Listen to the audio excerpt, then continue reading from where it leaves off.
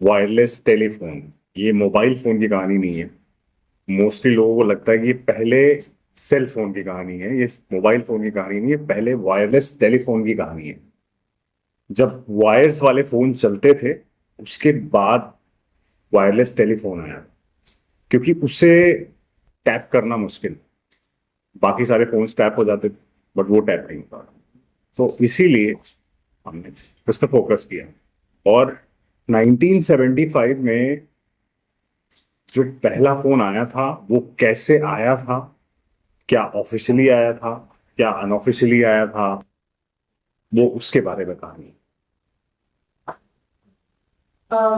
पूरा music direction और music production creative director and this is like a quite a big responsibility दोनों aspects आपको संभालना है, आपको देखना है।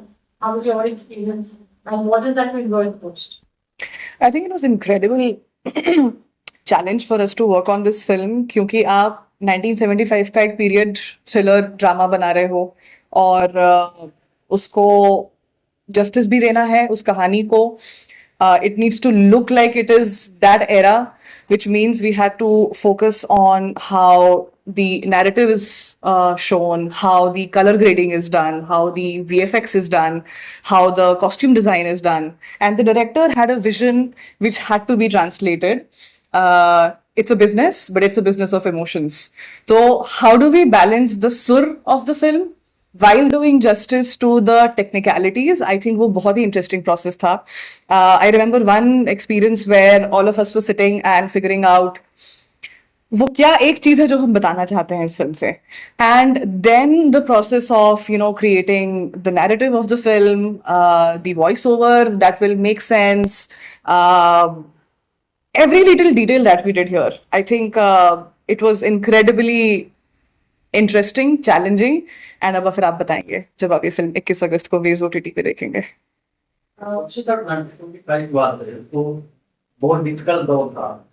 आपको क्या लगता है कि आपने जो जनरेशन को लाया, हम जनरेशन अगली जनरेशन उसको कितना एक्सेप्ट करेगी, क्या कुछ सी,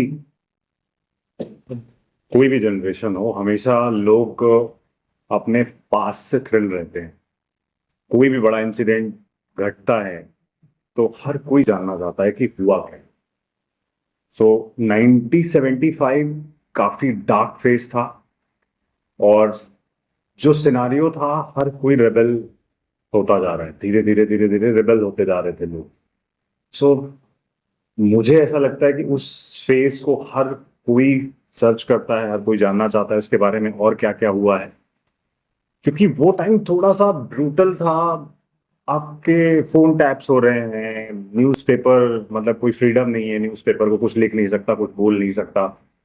सो थोड़ा सा था वो. और इंटरेस्टिंग तो रहेगा, क्योंकि नई जनरेशन को तो देखना ही है. और नई जनरेशन मोस्टली मैंने ये भी देखा है कि जो हमारी पास्ट हिस्ट्री है, जैसे कि माइथोलॉजी है, या फिर जो हिस्ट्री है राजाओं के बारे में है, या फिर जो हमारे गॉड्स के बारे में है, वो सब नई जनरेशन सर्च कर रही है, पढ़ रही है. इसमें एक और एंगल भी आपको ये दिखना पड़ेगा कि भले ये पहले की कहानी है और नए जनरेशन ने वो टाइम नहीं देखा है, पर ये कहानी का सार क्या है? आने वाले युग का यंत्र, आने वाला युग का हथियार. आज के टाइम पे भी आजकल हम एआई की बातें करते हैं, भले ही 10 साल 15 साल से एआई है, लेकिन हर युग में एक ऐसा यंत्र आता है जो आने वाले युग का हथियार होता है. सो शायद आपको ये देखते देखते, भले ही आप पहले वायरलेस फोन की कहानी देख रहे हैं, आपको आज के टाइम से आपको रिलेट कर पाएंगे कि आज भी चीजें बदल रही हैं, आज भी चीजें हथियार की तरह यूज हो सकती हैं अगर हम ध्यान न दें उसका. तो रिलेटेबिलिटी बहुत ज्यादा है इस कहानी में. I'll just add to exactly this point. पहले तो जब नया फोन या नई टेक्नोलॉजी आती थी तो लोगों को पता भी नहीं होता था क्या आ रहा है क्या नहीं आ रहा है. लाइक से 1975 में ये फोन है, उसकी बात हो रही है, लेकिन 99.9999% लोगों को पता भी नहीं होता था कि एक कोई ऐसी चीज आ रही है और जिसकी वजह से प्रॉब्लम हो सकती है. जैसे कि उसने कहा, आजकल तो हम अवेयर हैं कि एक कोई भी नई टेक्नोलॉजी, कोई नई चीज आती है तो उससे थ्रेट क्या क्रिएट होता है. So it's a very relatable stuff कि एक नई चीज आ रही है, उससे क्या थ्रेट या क्या एडवांटेजेस या क्या हम नया अपॉर्चुनिटीज क्रिएट कर सकते हैं. This film is about that. वो मेरा सवाल आपसे है, what was that, you know, the verification you had towards the subject? So the subject itself, because अगर आप ढूंढने जाएं तो 75 का जो भी आपको इंफॉर्मेशन और जो न्यूज़ मिल रही है वो सिर्फ यही मिल रही है कि जो गवर्नमेंट या उस समय पॉलिटिकल सिनारियो में जो अप्रूव्ड थी। अगर आप इसके बारे में ढूंढने जाएंगे तो शायद आपको इंटरनेट पे कुछ नहीं मिलेगा, बट द वेरी फैक्ट कि कुछ नहीं मिल रहा था was the interesting part of the about the story, कि इतनी इंटरेस्टिंग स्टोरी है जो कि पहला वायरलेस टेलीफोन है जो इंडिया में आया, कैसे आया, क्या क्या प्रॉब्लम्स हुई, एंड उसके बेसिस पे एक ह्यूमन स्टोरी है ये। इट्स नॉट अबाउट फोन की स्टोरी है, फोन की स्टोरी तो है ही बट इमरजेंसी की स्टोरी नहीं है, पॉलिटिकल इंक्लिनेशन कुछ नहीं है इसमें, बट एक इंसानों की लाइफ में अलग अलग जो हमारे किरदार हैं उनकी लाइफ में ये फोन किस तरह से हिस्सेदारी की है उसने, किसी ने कुछ ने अच्छा काम किया, किसी के लाइफ में इसने कोई बुरा, उसकी लाइफ में बुरा हुआ इस फोन की वजह से। तो it's about a human story, it's not about politics, it's not about anything else, but it's कोई भी स्टोरी ह्यूमन स्टोरी होना बहुत जरूरी होती है, नहीं तो फिर आप एज एन ऑडियंस आप उसको पसंद नहीं करते। तो human story is what this film is all about, with the backdrop of politics and with phone being a very integral part of the film. The news and silence is how did you translate this news visually and this? Silence इतनी interesting चीज़ है ना कि अगर जहाँ पे आपको silence feel कराना है वहाँ पे आप बहुत तेज सा बीजीएम डाल दोगे तो वो साइलेंस फील कर सकता है इंसान। और दी कॉन्ट्ररी, जब आपको ऐसा इमोशन फील कराना है जहाँ पे आप बीजीएम भी हटा दो, डायलॉग भी हटा दो और आपका बस जो सेट है और जो एक्टर्स हैं, I think we have tried to play a lot with the technicality of the film here, क्योंकि सब्जेक्ट इतना डार्क है, सब्जेक्ट इतना टेंस है। You will feel a lightness जब आप ये फिल्म देखोगे, चाहे वो के मेनन सर की एक्टिंग हो, the way he brings humour in a very difficult scene. आपने ट्रेलर देखा है, वहां पे कोई मर रहा है, कहीं गोली चल रही है, बट वहां पे के मेनन सर इतने प्यार से कोई शायरी दे देंगे या कोई मुहावरे दे देंगे। I think we have tried to balance the heaviness of the film with lightness of the technicality of the film.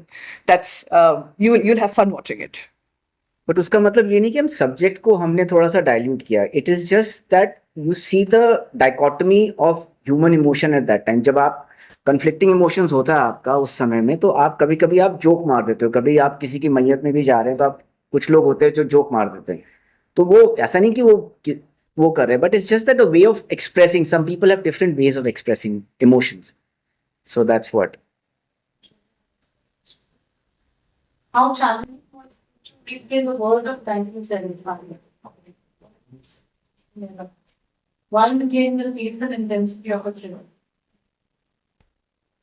It's interesting.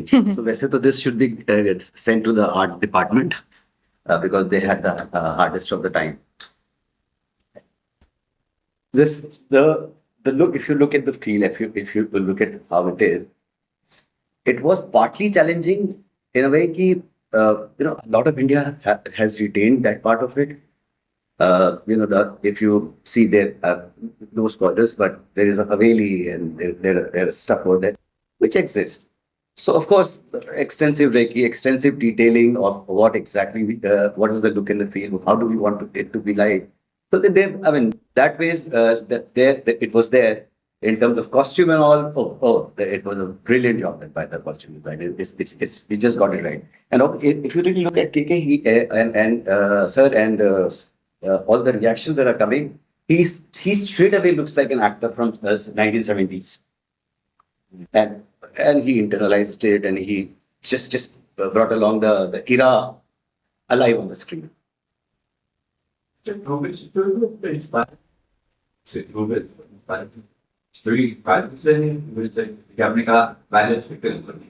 Fiction fiction fiction It's fiction. कुछ राज फिल्म बनानी है, बहुत काम कर रहे हैं अभी।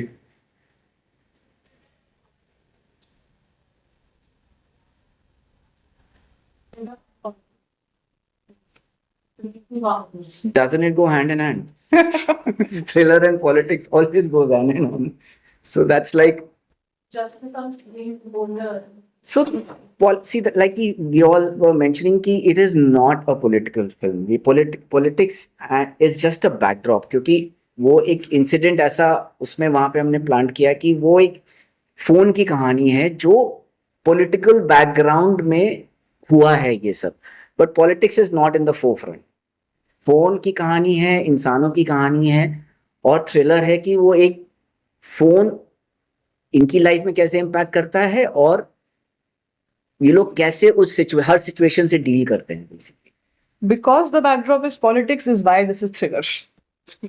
या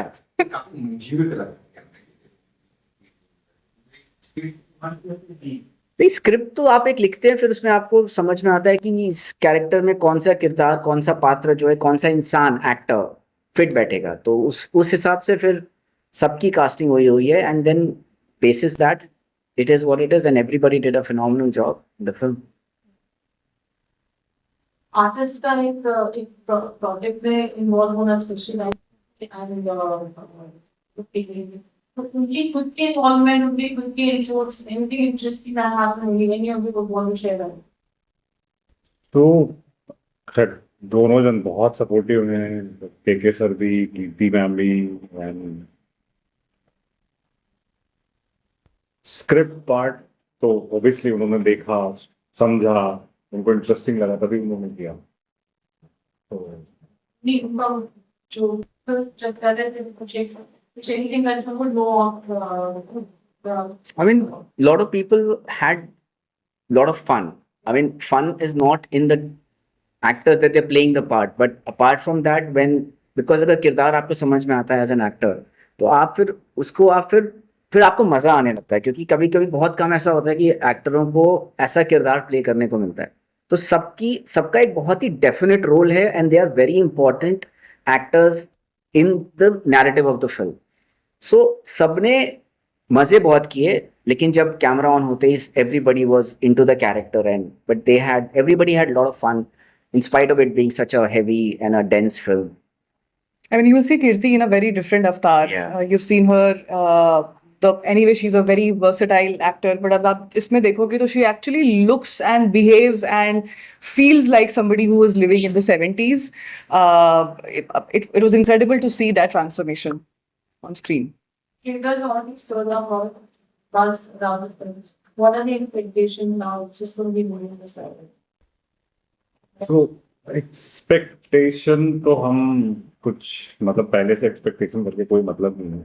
मेरा मानना ये है कि अगर आपका सिनेमा अच्छा है, पीपल विल सी, और बेस्ट जजमेंट ऑडियंस ही दे सकती है. हम अपने मन में शेख चिल्ली की जैसा कुछ भी करते रहे कि ये मैंने तो ये बना दिया, फाड़ दिया मैंने, ये ऐसा हो गया वैसा हो गया. तो सब बात की बातें हैं, मतलब मेन जजमेंट ऑडियंस ही करेगी. बात करें संगीत की, जो गाने सो इसमें 4 गाने हैं.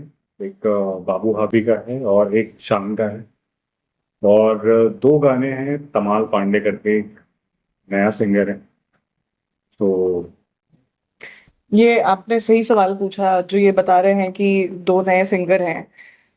नहीं, एक नया सिंगर. एक नया सिंगर है जिनके 2 गाने हैं. रिसेंटली उनका गाना भी वार्नर म्यूजिक में भी आया है. We were very intentional in this project कि नए लोगों को जिनके पास टैलेंट है उनको भी मौका मिले. द फैक्ट दैट ये हमारे प्रोडक्शन हाउस से पहली फिल्म आ रही है, वी वांटेड टू इंश्योर जिसको हम मौका दे सकते हैं उसको मौका दिया जाए in the right way which is right for the film. हमारा नॉर्थ स्टार हमेशा रहा है फिल्म के लिए बेस्ट क्या है, और उस हिसाब से आप ये जो 2 नए गाने बता रहे हैं, जब आप वो सुनेंगे आपको समझ में आएगा कि वो फिल्म का हिस्सा बन चुके हैं एक तरीके से. जिन्होंने बीजीएम किया है, he is a Portuguese American music composer जो पोर्चुगल में रहते हैं, उनसे हिंदी सिनेमा का म्यूजिक हमने कराया है. और ये incidentally it just so happens कि रणक्षण मैंने एक मूवमेंट शुरू किया था कॉल्ड वॉइस ऑफ आर्टिस्ट, जो यूट्यूब में एक पॉडकास्ट की तरह से शुरू हुआ. @VOA यूनिवर्स आप देख सकते हैं. वी नेवर रियलाइज्ड कि वो एक हमारा पैशन प्रोजेक्ट था, उसके थ्रू एक आर्टिस्ट की कम्युनिटी बन जाएगी और आगे जाके हम साथ में काम भी करेंगे. विभू, शम्सी, मोजेस क्रिस्टोफर जिन्होंने म्यूजिक की है, everybody is a product of that community. और उस कम्युनिटी का पर्पस यही था कि जो आर्ट है वो अपने आर्ट की बात करें, जो आर्टिस्ट है वो अपने आर्ट के बारे में लोगों को बताएं और उनको मौका भी मिले, because there are so many talented people जिनको मौका ही नहीं मिलता है. And we continue that same thought process even during the post production and the promotion and marketing of the film. देश के हर कोने से लोग इन्वॉल्व होके हमको सपोर्ट कर रहे हैं आज के टाइम पे, चाहे वो मार्केटिंग के लिए हो, चाहे वो कॉन्वर्सेशंस के लिए हो, चाहे वो सिर्फ बात स्प्रेड करने के लिए. आप सब, हम सब इस देश के अलग अलग कोने से आए हुए हैं. सो वी स्ट्रांगली बिलीव कि जो भी एक रिस्पॉन्सिबिलिटी, एक बोझ नहीं है ये, but the cinema is for people and we are the people of the country, so why not bring everybody along.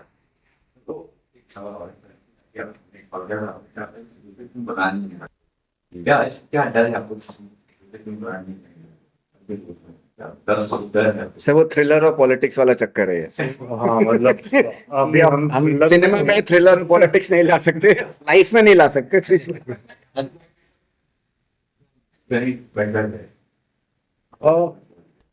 मुझे ऐसा लगता है, I don't think that that's true. It's a lovely democratic country right now. But ये है कि politics की बात करिएगा तो लाइफ में थ्रिलर हो सकती है, तो इसलिए सो पॉलिटिक्स की बात, मुझे ऐसा लगता है कि पॉलिटिक्स में मैं कच्चा हूँ. पॉलिटिक्स के बारे में ज्ञान नहीं है मुझे, और जिस चीज़ के बारे में ज्ञान नहीं है उस पर बात करना मूर्खतापूर्ण होगा. मुझे ऐसा पर्सनली आई फील. सबका डिफरेंट डिफरेंट पर्सपेक्टिव है. और रही बात फिल्म बनाने की, इश्यूज आने की, तो वो तो नहीं आएगा, क्योंकि ऐसा मैं कुछ कर भी नहीं रहा हूँ. ऐसा मैं, ऐसे मेरी फिल्म है ही नहीं. एआई बहुत सारे काम आसान कर रही है.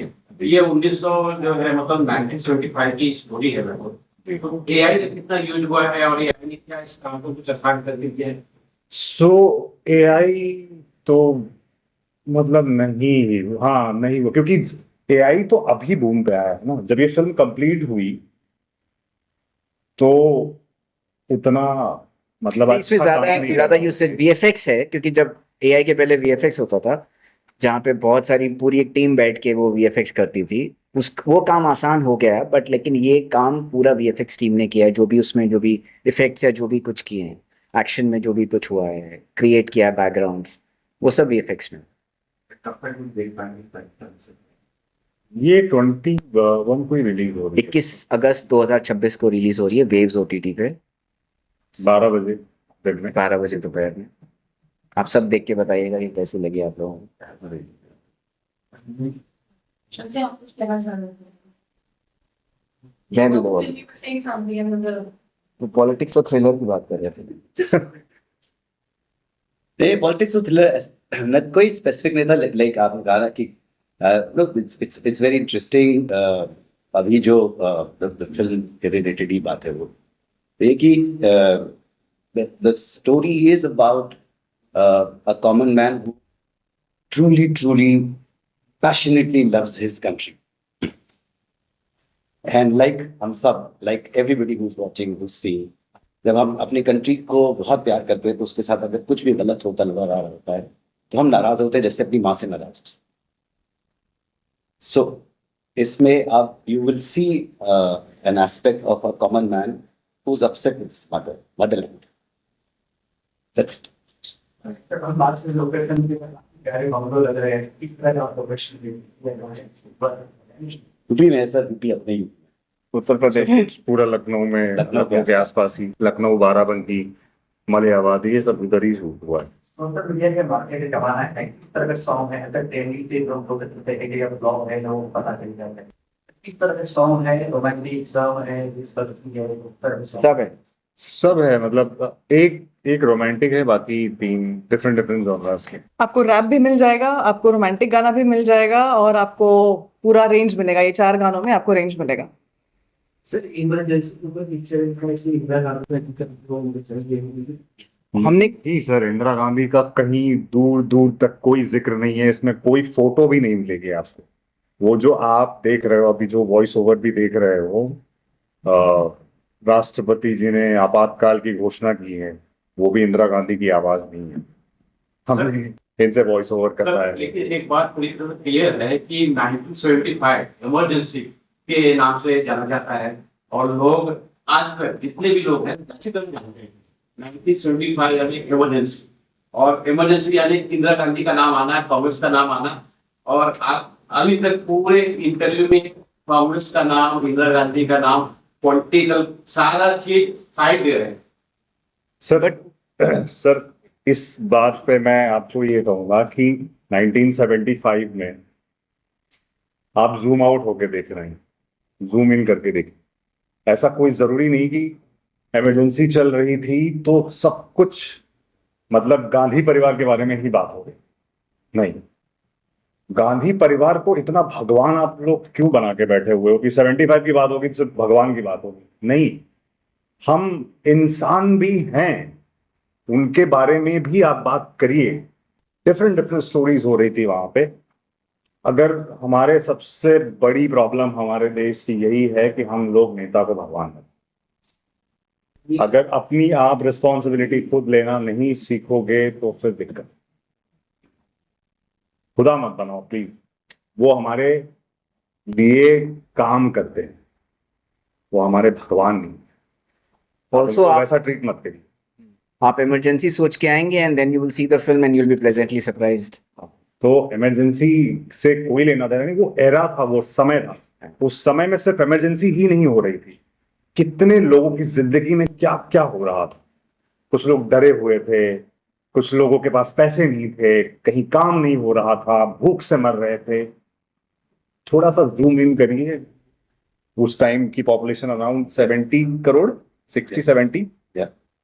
I think it's not factual, मतलब मैं लगभग में बता रहा हूं आपको। बाकी लोगों की जिंदगियों पे नजर डालिए, सिर्फ और सिर्फ नेता के पीछे मत घूमिए सर। हम हैं, आम जनता है। आम जनता है, आम जनता को एक्नॉलेज करना बहुत जरूरी है।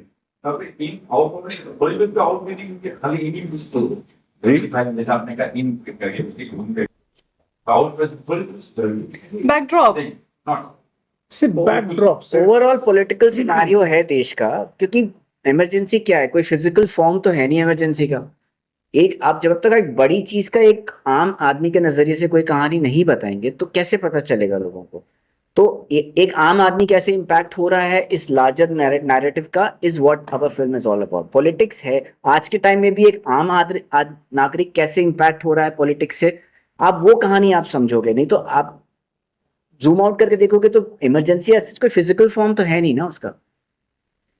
डिसिप्लिन के बारे में बात करें सर, और क्या